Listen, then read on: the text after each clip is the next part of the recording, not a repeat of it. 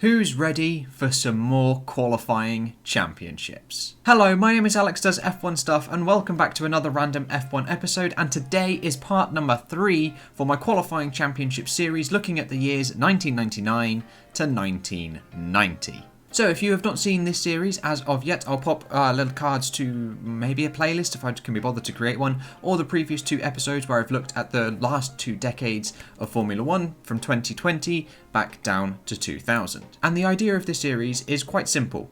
It is, instead of taking the championship results and scoring points off of the races, it is instead scoring points off of the qualifying results instead. And with each year, I just give a small breakdown of the points earned and percentages and things like that, as well as looking at the positions and the number of poles scored by each driver. So without further ado, we will jump straight on into the first year, 1999, which is won dominantly by Mika Häkkinen, 86 points clear from David Coulthard, with Schumacher in 3rd place, with a points distribution for the driver pairings looking a little bit like this. 36.5% of the available points going to the top 2, Häkkinen and Coulthard, with a whopping 84.5% of the available points going to Mika Häkkinen.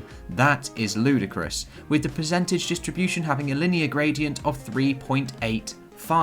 The lower this gradient, the more evenly distributed the points are throughout the year and the fairer the year is. The steeper this gradient, the more lopsided everything is and the more spread out everybody is. And 1999 has a positions table that looks a little bit like this. Mika Häkkinen only failing to score points in just 1 round in France and taking an enormous amount of poles, 11 overall. Schumacher taking 3 even though he missed 6 rounds in 1999. Frentzen and Barrichello share 1. 17% of the drivers who raced this year scored a pole and 75% scored points. And with 1999 out of the way, we move to 1998, which is once again won by Mika Häkkinen. 74 points from David Coulthard, slightly closer, this time with Michael Schumacher once again in 3rd, with a percentage points distribution for this year looking a bit like this. Very, very similar, 37.5% for the top 2 to 24.9% for the second 2, with 84.8% of the points going to Häkkinen this time, and a linear gradient that is much steeper, 4.9%. Percent was incorrect, I didn't need to add that on. And with a positions table that looks something a bit like this, slightly even between the McLaren pairing through the first half of the season, but overall it was Häkkinen who had the better year than Coulthard, with the number of poles looking a bit like this: 9 for Häkkinen, 3 for Coulthard and Schumacher, and 1 for Fisichella overall, with 17% again scoring a pole, but even less scoring points, just 70 this time round. And then we head to 1997, which again is dominated by Jacques Villeneuve. 97 points clear from Michael Schumacher, with Frentzen in 3rd place, with the percentage points distribution for the driver pairings looking a bit like this, and I've not made it look pretty, but 34.5% for the top 2 to 23.8% for the bottom 2, with 81.2% of the available points going to Villeneuve, and a linear gradient that is less than 1998 of 3.69, with a positions table that looks something a bit like this, Villeneuve being off of the front row just 4 times this year, with the number of poles looking something like this: Villeneuve taking 10, Schumacher 3, then Häkkinen, Frentzen, Alesi and Berger all scoring 1 pole, with 22.2% of the drivers who raced in 1997 scoring one of those poles, and 66.7% scoring points. Now, one thing to note, this percentage of drivers who scored points throughout the year will massively decrease as we go back in time, simply because there are drastically more people that actually raced throughout the year and only did 1, 2, 3 or 4 rounds, but each had a chance at scoring a pole. So I can't just exclude those drivers. So at one point we had like 40 odd people that raced in 1990 compared to modern day F1 where there's only 20, but I still have to include all of those people. I can't exclude the people even though they raced. So yes, this percentage throughout this decade are comparable, but not super comparable across the rest of the decades. And going back to 1996, it is Damon Hill who again dominates the season. 77 points clear from Michael Schumacher, with Villeneuve in 3rd place and Alesi in 4th. With a percentage distribution for the driver pairings looking a bit like this: 38.7%, the highest we have seen so far for the top two, down to 26.4% for the second driver pairing, and 87.8% of the available points going to Hill, the largest percentage so far this episode, and a linear gradient, the steepest ever in this series, 5.28%, with a positions table looking a bit like this: Damon Hill not being knocked off of the front row, exactly like Nico Rosberg was in 2016, scoring an enormous amount of pole positions over Michael Schumacher, 9-4 and 3 for Villeneuve, with just 12.5% of drivers scoring a pole position and an even lower 62.5% scoring points.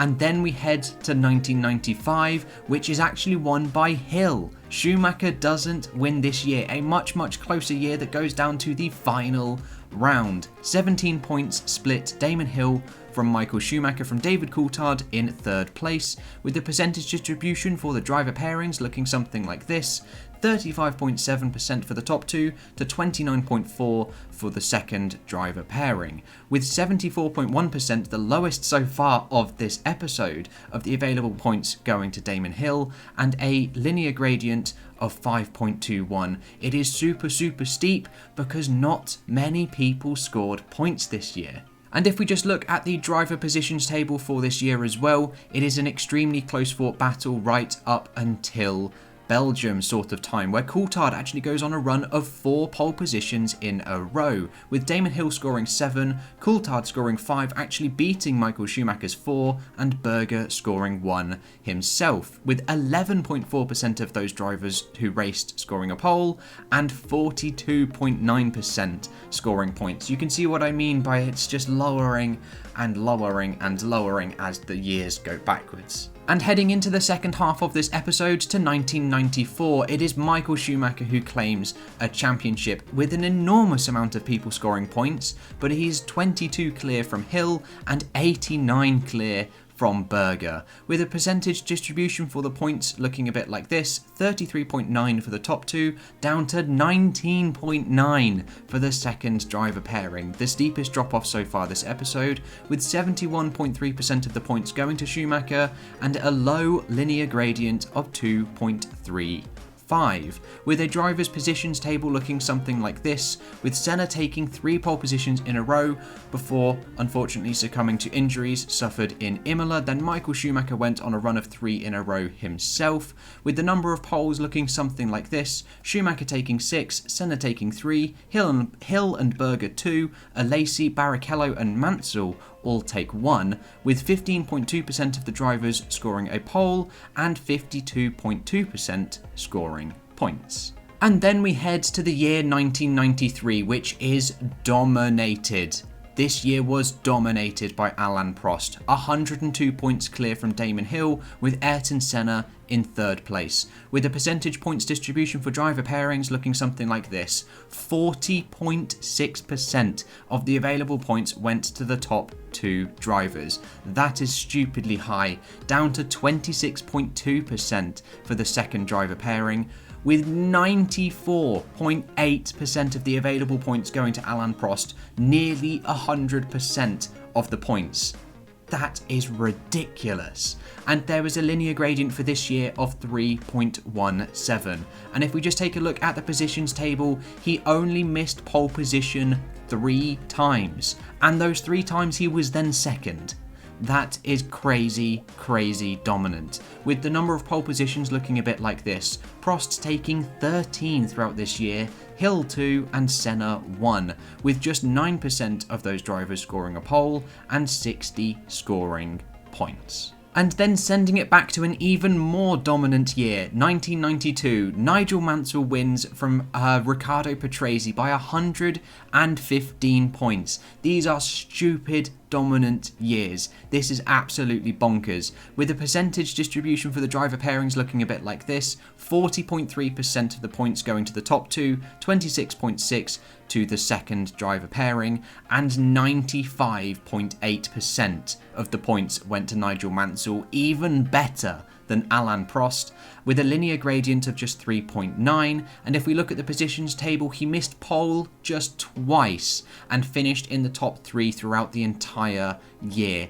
That is absolutely ridiculous. With the number of pole positions looking a bit like this, Mansell taking 14 and Patrese and Senna taking 1 each, with just 7.7% of the drivers who raced in 1992 scoring a pole and 48.7% scoring points. And then into the penultimate year of this episode, 1991, Ayrton Senna wins a championship 54 points clear from Riccardo Patrese, from Mansell in 3rd and Berger in 4th, with a percentage points distribution for driver pairings looking a bit like this: 37.4 for the top 2, 28.7 for the second pair, all the way down to 0.1% for the final 3 pairs, and 82.3% of the available points going to Senna. A fairly convincingly dominant year, but compared to the previous two, 1993 and 1994, it is nothing.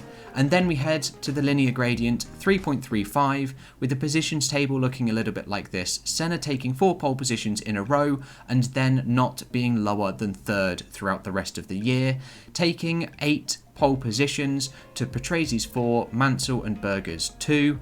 It was 9.7% of the grid who scored a pole and 51.2 who scored points.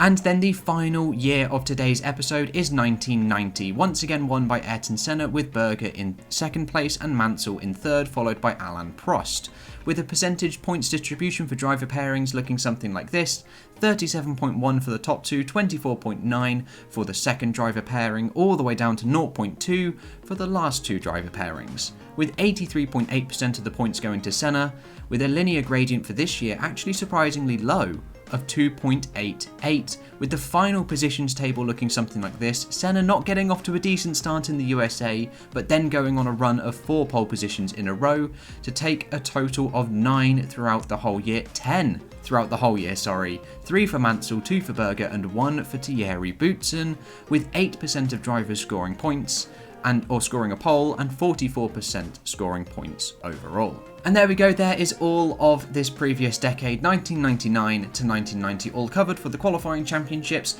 And just ordering them here, we have 1994 at the top, winning in the gradient and the percentage points for the champion years, down to 1999 in 2nd, 1997, and then having 1996 as the worst year of this decade. And there we go, that is the end of today's qualifying championship episode. Join me at some point whenever I make the next one for the years 1989 down to 1980. But thank you guys so much for watching. If you have disagreed with anything that I've said or have any improvements for the series, please let me know down in the comments below. I am open to any suggestions, or if you've also got suggestions for videos of your own that you'd like me to turn into a series or a particular one-off episode, also let me know. But thank you guys so much for watching, and I will catch you in the next episode with whatever and whenever I decide to make it. I'll see you guys then.